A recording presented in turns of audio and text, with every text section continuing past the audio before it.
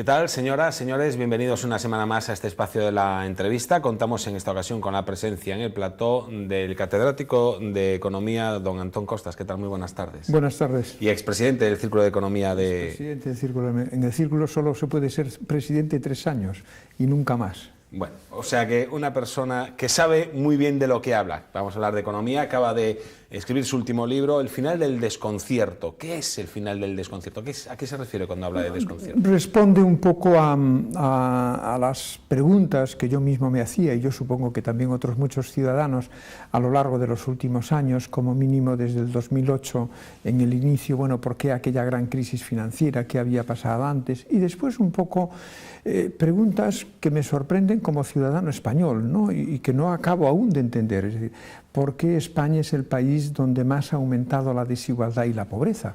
Cuando somos una economía desarrollada, un Estado que tiene un buen Estado, unos programas sociales importantes y una sociedad decente. Bueno, ¿por qué en este escenario somos el país de la Unión Europea y casi de los países ricos en donde más ha aumentado la desigualdad o la pobreza, ¿no? Ahora que supuestamente estamos saliendo de la crisis, ¿no? Europa nos sacaba el otro día los colores, ¿no? Exacto, sí. No, probablemente porque está ocurriendo en casi todos los países, está ocurriendo un hecho que es nuevo.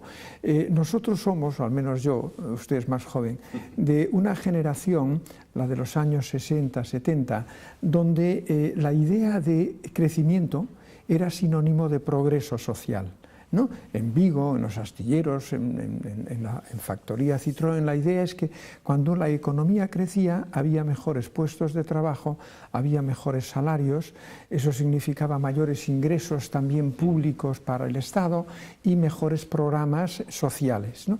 Por lo tanto, somos hijos de una época, insisto, donde crecimiento era sinónimo de progreso social. Había un mejor reparto de la riqueza. O al menos, sí, sin duda. Y la economía, por la vía del empleo y los salarios, repartía mejor, no solo los programas públicos, los impuestos y los gastos, repartía mejor la propia economía.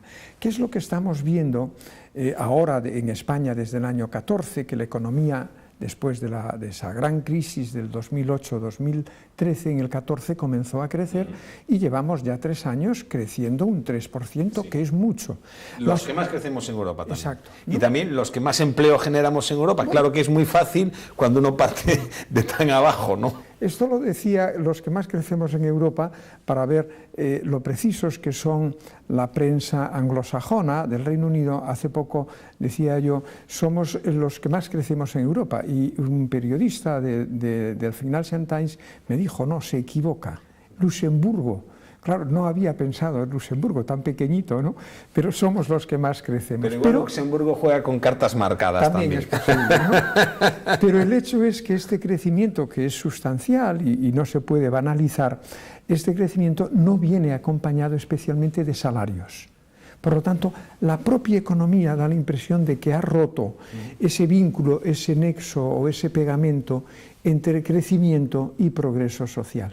Y si a eso le sumamos un hecho que también es desconcertante, que es que en el libro lo veo, que es que en España los impuestos y los programas sociales como la sanidad, la educación o las pensiones, no redistribuyen hacia abajo, es decir, no mandan renta a los que más la necesitan, sino que redistribuyen hacia arriba.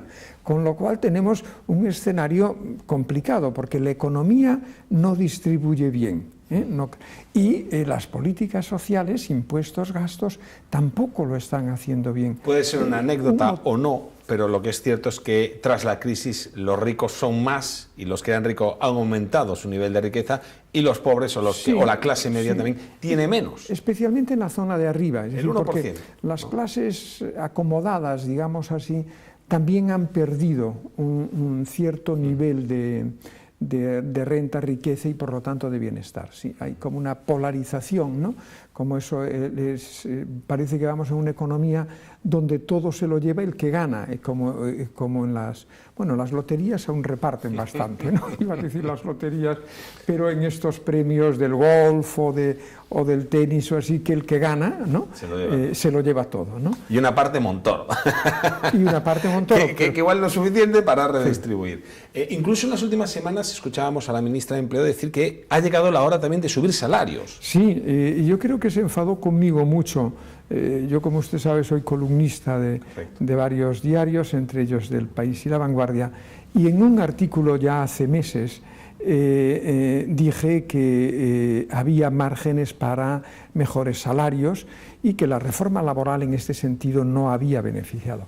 Y la ministra sé que se enfadó conmigo, porque me lo dijo algún compañero de ministerio, de gobierno, pero he visto que posteriormente está diciendo que hay margen, y eso es lo que vengo diciendo, de que no en una empresa concreta, es decir, no puedo decir la empresa X de Vigo, no sé qué, tiene margen para subir salarios. No digo eso, lo que digo es que si yo cojo todos los excedentes empresariales de las empresas no financieras ni inmobiliarias españolas, cuando sumo sus excedentes, sus beneficios, veo que hay margen para la subida de salarios.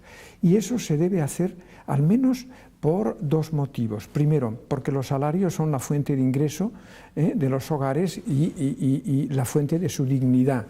Y en segundo lugar, es que mejores salarios hacen trabajadores más productivos. Es decir, no se puede pensar que un trabajador de una empresa va a ser más productivo cuando le estoy bajando los salarios.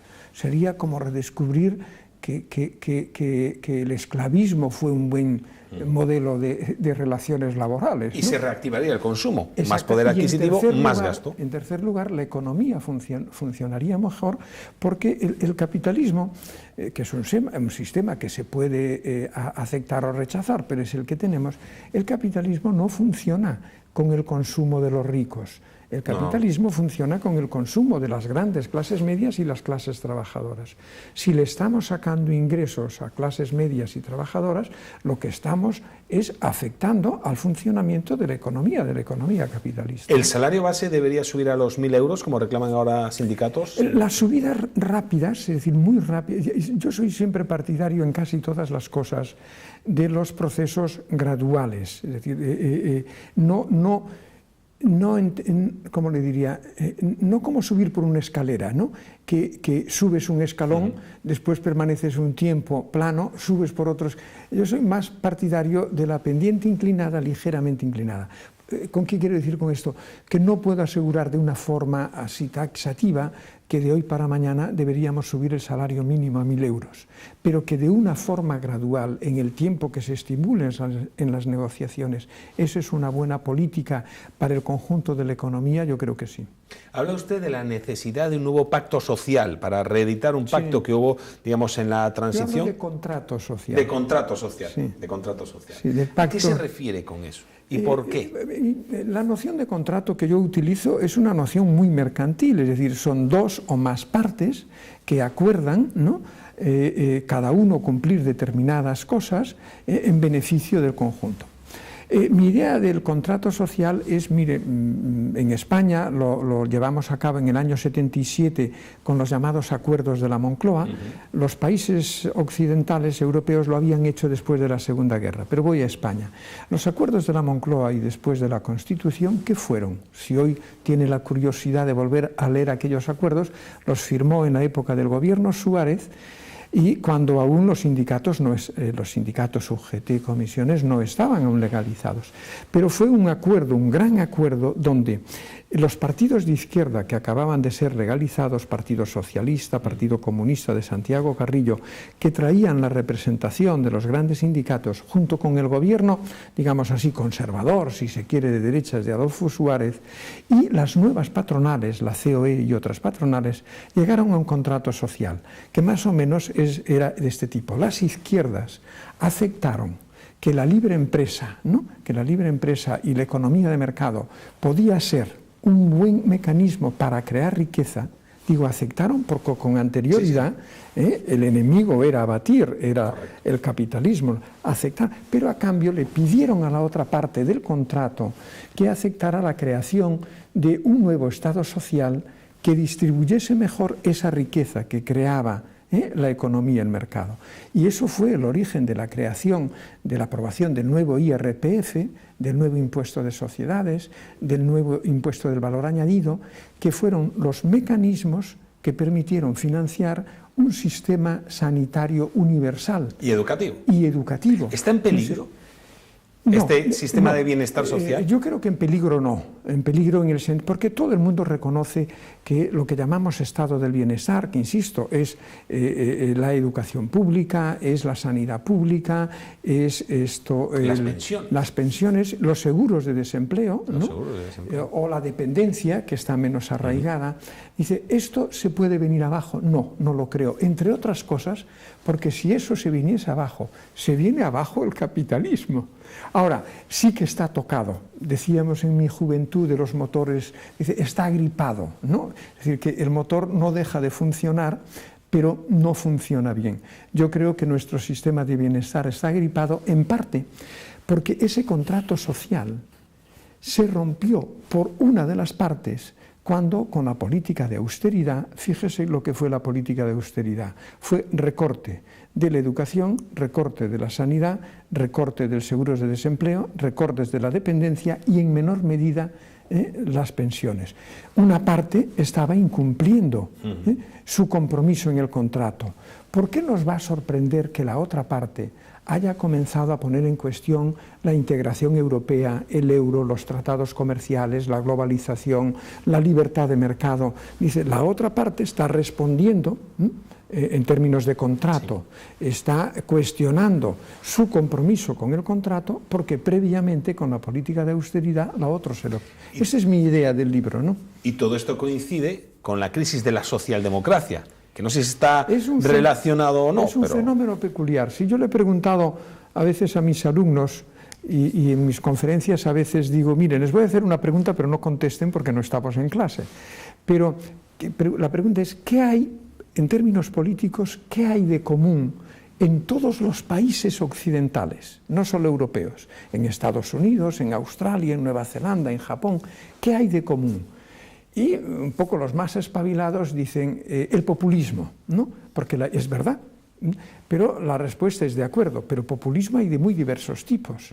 El europeo del sur, el nuestro, es más bien de izquierda, el de Cataluña es populismo independentista, el de Trump es un populismo de derechas en Holanda. Por tanto, populismo hay muchos, pero insisto, pero hay una cosa que es común en todos los países desarrollados. Pensando en un poco, dice, ¿qué es lo común? El desplome de la socialdemocracia. Es común. Hasta en las últimas elecciones, debe ser 3 o 4 semanas, en Chequia, si mira los resultados de nuevo, se desploma un poquito los conservadores, lo que sería el Partido Popular en España, los conservadores, se desploma de una manera espectacular la socialdemocracia y aparece un populismo en Chequia del estilo de Donald Trump, ¿no? Quizá Portugal, ¿no? No lo sé. El Partido Socialista que ha aguantado. Tuvo el desplome, pero Portugal es un caso... yo hace poco participé en Bayona en unas jornadas del Foro Económico de Galicia, donde estaban un ministro portugués y otros expertos portugueses, y planteé el tema de la sorpresa que me produce el gobierno de Antonio Costa, ¿no?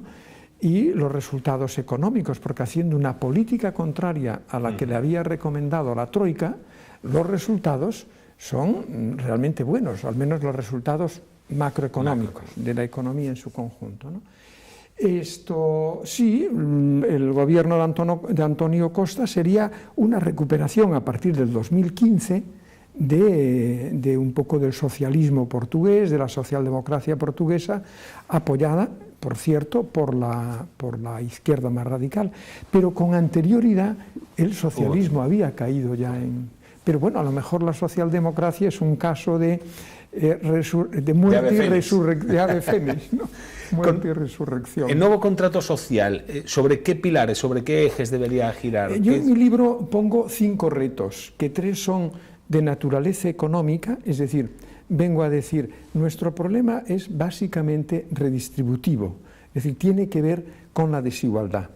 Pero advierto, dice, pero no vamos a poder arreglar ese problema de desigualdad actuando únicamente, como diría una izquierda convencional, sobre los impuestos, aumentándolos, o sobre los gastos. Creo que tenemos que hacer que la economía reparta mejor. Y hay 3 retos de la economía. Primero, tenemos que conseguir una economía más estable, menos maníaco-depresiva.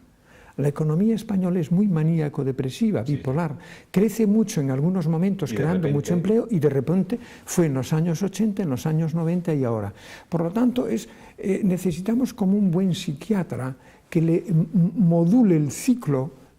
¿Por qué motivo? Porque cuando la economía se desploma, la depresión crea tal cantidad de desempleo que cuando la economía vuelve a crecer, una gran parte de esas personas desempleadas ya no vuelven a la carretera, se quedan en la cuneta, en eso que llamamos paro de larga duración, ¿no? Por lo tanto, el primer reto es conseguir que esta economía, la nuestra, sea menos maníaco-depresiva. Y eso hoy depende fundamentalmente de las autoridades europeas. Depende del Banco Central, porque tiene la palanca de la política monetaria, del dinero y del crédito, y depende de las autoridades fiscales. El segundo reto es lo que un economista llama hacer una economía más eficiente.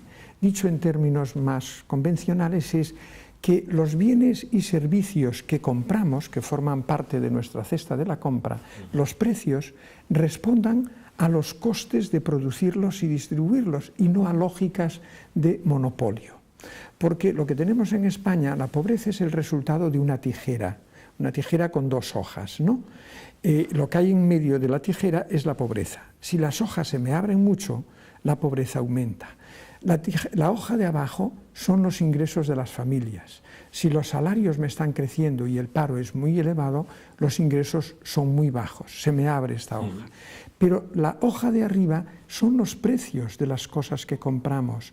Los precios son la vivienda, son el gas, son la electricidad, son el agua, son la telefonía. Muchos precios simplemente suben, o incluso lo que el IPC a veces, pero los salarios ni siquiera eso. Las pensiones mismas están fijadas en un 0,25% independientemente del IPC. Eso es una pérdida de poder adquisitivo. Bueno, y otro tipo de precios, es decir, acaba de morir, desgraciadamente, mi padre hace poco, y me enteré de lo que cuesta enterrar a una persona en Vigo. Es que eso es un precio de monopolio, lo que me cobra un tanatorio. Cuando vi el precio, me decía mi hermano, no es posible. Es decir, no nos fijemos solo en los precios convencionales, sino en otro tipo de precios que estamos pagando de forma recurrente y que son precios de monopolio, es decir, donde el productor me está poniendo precios por encima de lo que sería el precio, por decirlo así. Y son costes fijos, diríamos. Sin duda, pero eso me aumenta la riqueza, ¿no? En tercer lugar, en términos económicos, yo creo que ya está bien de creer que la productividad de las empresas españolas depende de las reformas laborales. No es cierto. La productividad, los salarios y el empleo dependen básicamente del tamaño de las empresas. Cuanto más pequeño es el tamaño, menos productividad y menos salarios, ¿no? Y, en segundo lugar, del modelo de gestión de las empresas. Miren, los trabajadores españoles ya han demostrado que saben y están dispuestos a apretarse el cinturón. Ya lo han demostrado. Ahora lo que me tienen que demostrar los directivos y los empresarios es que ellos saben gestionar sus empresas de una manera más eficiente, más productiva, mejorando la productividad. Ahora el reto está en este lado, ¿no? Estos 3, una economía menos maníaco-depresiva, una economía más eficiente, con precios más justos, y unas empresas mejor gestionadas, me permitirán que el nexo entre crecimiento y distribución vía salarios y empleo me funcione mejor. Y además hay 2 cosas adicionales que deberíamos ahora recordar, ahora que las cosas comienzan a mejorar. Mire, que es mejor redistribuir que facilitar el endeudamiento de las familias. Hasta 2008, los salarios habían bajado de forma sistemática, habían bajado desde los años 90 hasta el 2008. Y se vivía del crédito. Se vivía de... ¿Cómo se compensó esa caída de salarios? Porque se favoreció muchísimo el endeudamiento a largo plazo, tipos de interés muy bajos. El riesgo ahora es que la desigualdad que tenemos volvamos a querer resolverla por la vía de favorecer el endeudamiento, especialmente de las personas jóvenes. Yo creo que es mejor redistribuir un poco. Dicho de otra manera, nuestra necesidad necesita una dieta de equidad para estar más saludable, una dieta de equidad. Y eso significa un mejor diseño de los impuestos, de la recaudación de los impuestos que ya tenemos.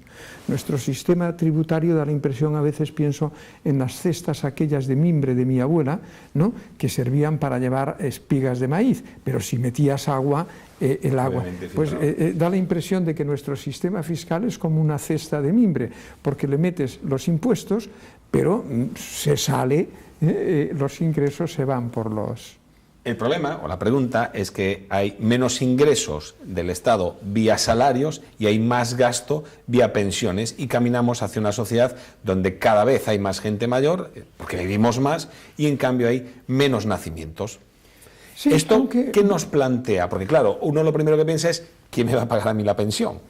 Pero ayer estuve dando una conferencia en el Círculo de Empresarios de Vigo sobre esta cuestión, sobre el envejecimiento. Y yo lo primero que les decía era que para ver las cosas de otra forma hay que cambiar el lenguaje, porque el nombre de las cosas determina fundamentalmente la forma en cómo las miras y lo que ves en ellas.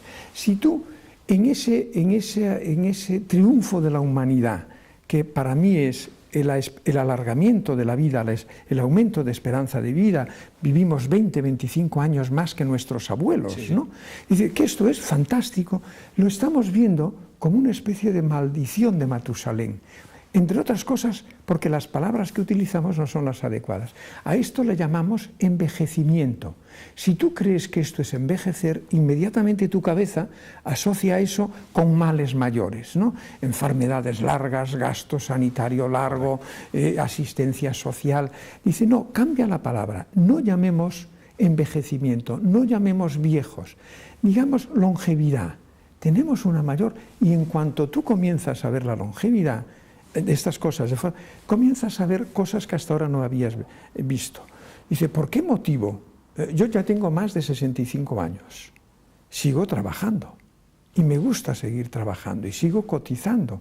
Probablemente como yo, hay otras muchas personas que hoy ya no vemos con sentido jubilarse a los 65. Dice, porque tenemos una vida más larga, estamos bien físicamente, nos gusta. Dice, probablemente, y ahí voy, probablemente a lo mejor ya no es necesario ni es conveniente que trabajemos full time todo el día, pero busquemos una organización de las empresas, una organización del trabajo, una organización de la sociedad que le permita a estas personas que comenzamos ahora a entrar en fase de jubilación trabajar, pero a tiempo parcial. Es decir, no hagamos trabajar a los jóvenes a tiempo parcial, hagamos trabajar a los mayores a tiempo parcial, y los problemas que tenemos, que al parecer tenemos, de pensiones, decir, voy a seguir trabajando y yo sigo cotizando, ¿no? Dice, los problemas que tenemos de conflicto de puestos de trabajo, todo eso lo veremos de otra forma, si vemos que el alargamiento, y especialmente en Galicia, el alargamiento de la esperanza de vida es más bien una bendición, más que una maldición, si lo sabemos aprovechar cambiando las condiciones laborales y cambiando las condiciones de organización de la sociedad. La otra teoría lo que dice es que hay que jubilarse antes para permitir que los jóvenes entren antes en el mercado laboral. Esa es una barbaridad económica que a veces la sostienen hasta economistas. Es la creencia de que en cada momento hay un número máximo de empleos en una economía. Y claro, es como la lotería. Si el premio es este, oye, si se lo lleva uno, ya no se lo... Es que la economía no funciona así. La economía va mejor cuantos más trabajen en cada momento. Por lo tanto, no hay competencia entre el empleo de los mayores y el empleo de los jóvenes. Esto lo aplicamos, desgraciadamente, en la reconversión naval, en los seres. Es una barbaridad. Lo que tenemos que hacer es que aquellas personas que ya están próximas a una edad donde tienen unos recursos, una renta y que les gustaría seguir trabajando, pero menos, a esos favorezcamos la flexibilidad y a los jóvenes favorezcámosle la jornada completa, pero no veamos conflicto en eso. Nos quedan apenas 3 minutitos, no me puedo resistir a preguntarle por Cataluña. Usted vive habitualmente en Barcelona, es profesor, es catedrático de la Universidad de Barcelona. ¿Cómo está viendo todo lo que está pasando, ya no tanto a nivel político como a nivel económico, todo ese tsunami que hemos visto de marcha de empresas, sobre todo, bueno, la sede social, algunas también la fiscal, que ya es un paso más, por ahora la operativa en muchos casos no, los centros de producción obviamente no, pero ¿qué le va a pasar desde su punto de vista a Cataluña en el corto o medio plazo? No, el clima ha cambiado. Aunque los resultados no lo vean. El clima ha cambiado en el sentido de que una parte de la sociedad catalana, no mayoritaria, esto creyó que un poco que en este escenario de conflicto social, de malestar social que ha habido desde el 2010, que es donde apareció un poco el independentismo, la ANC, la Asamblea Nacional Catalana, hubo un poco esa utopía de creer que tú puedes romper una sociedad pero sin costes ningunos, es decir, que la puedes romper, que no pasa nada, que todo el mundo te va a apoyar y que además no va a tener costes ninguno, ni costes económicos ni costes sociales en el sentido de fractura. Bueno, eso hemos visto en el mes de septiembre y agosto que era una utopía, una fantasía, y muchos de ellos están hablando ahora de que fue una ilusión, los propios dirigentes. ¿Volverá Barcelona a ser esa ciudad faro, a nivel económico, Cataluña a ser esa ciudad faro, o pasará como en Quebec, que se ha dicho que después de lo que pasó nunca ha vuelto a ser lo que fue, Barcelona, y en cambio ganan otros territorios, en este caso fundamentalmente Madrid? Algo de eso puede ocurrir, es decir, Barcelona puede haber quedado dañada en algún sentido, puede haber quedado, lo iremos viendo con el tiempo, pero Barcelona tiene mucho dinamismo. Es decir, que yo confío en dos cosas. Primero, en que el propio dinamismo económico que hay en Barcelona siga yendo adelante. Y en segundo lugar, que parte de las empresas que de forma temporal han sacado sus sedes y sus sedes fiscales por la niebla que existía en Cataluña, que no te permitía ver, esa niebla no te permitía ver ¿cómo estarías mañana? Pues lo que han hecho muchas empresas es decir, como aquí hay niebla, voy a circular por aquella carretera que no tiene niebla. Yo creo que parte de esas empresas, yo estoy en algunas, volveremos de nuevo a tener la sede en Barcelona. Otras como CaixaBank han sido muy claritas. Sí, han salido diciendo, si hubiésemos querido decir que era temporal, lo hubiésemos puesto temporal. Porque tiene que hacerlo, en el sistema financiero tiene que hacerlo. Pero si las cosas cambian, como yo creo que cambiarán a partir de diciembre, decía antes, el clima político ha cambiado, la política ya no volverá a ser la misma, aunque no sé muy bien cómo será, pero no será. En ese sentido, habrá que ver si muchas empresas que de forma taxativa, para convencer un poco al mercado, han dicho que ya no volverán, habrá que verlo. Yo al menos lucharé en la medida en que pueda, de forma humilde, para que eso suceda. Antón Costas, no tenemos tiempo para más, catedrático de Economía de la Universidad de Barcelona. Hombre, el placer es nuestro, el placer es mío. Muchísimas gracias de verdad por su presencia aquí en Localidad Televigo, como también a ustedes, muchísimas gracias por su presencia al otro lado del televisor. Como siempre, les esperamos la próxima semana con un nuevo invitado o invitada. Hasta entonces, ya lo saben, sean felices.